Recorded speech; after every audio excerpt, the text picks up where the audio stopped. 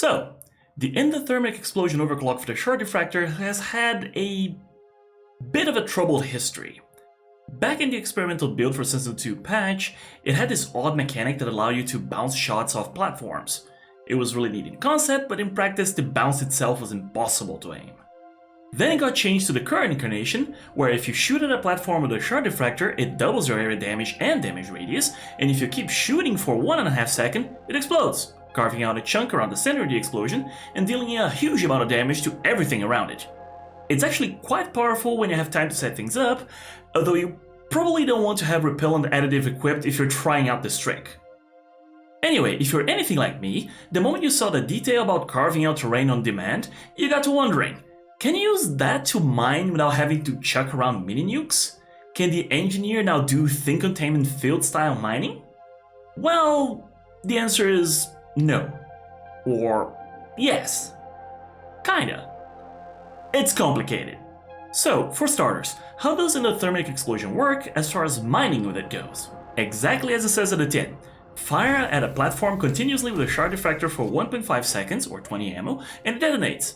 It then deals 400 damage within a 5 meter radius, and deletes any breakable terrain within a 3 meter diameter around the impact point. That last bit is important.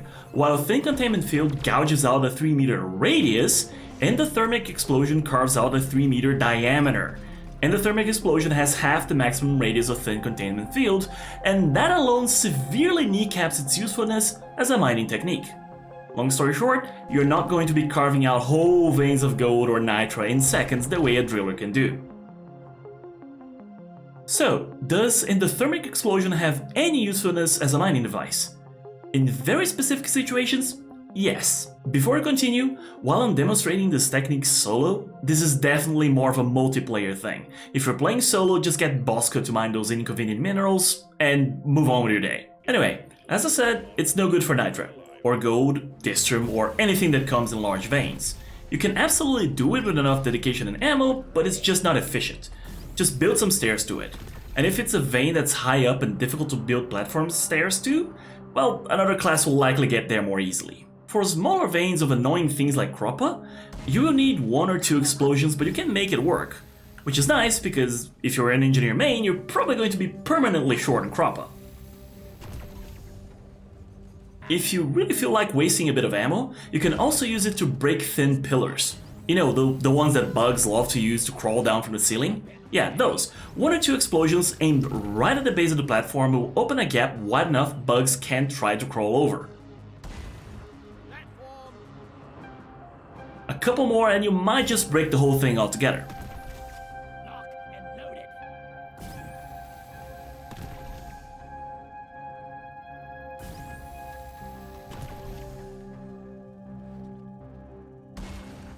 I made a platform. Reloaded. Where endothermic explosion finally comes on its own is when you're trying to get those minerals that stick far out of the walls. Humanite and Holomite usually appear close to the ground and you can pickaxe them, but sometimes you're really low on health and need some of that red sugar high up on the wall, or you found a clump of Fashionite that you want to collect.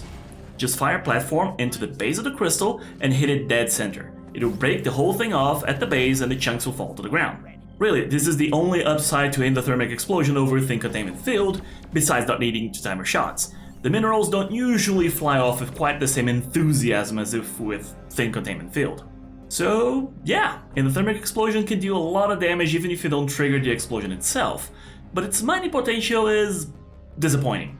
Which makes sense, the explosion is probably only a thing so you can't just keep firing at the same platform checkpoint until you run out of ammo and completely demolish anything trying to come through. Just something I thought I'd talk about. Thanks for watching.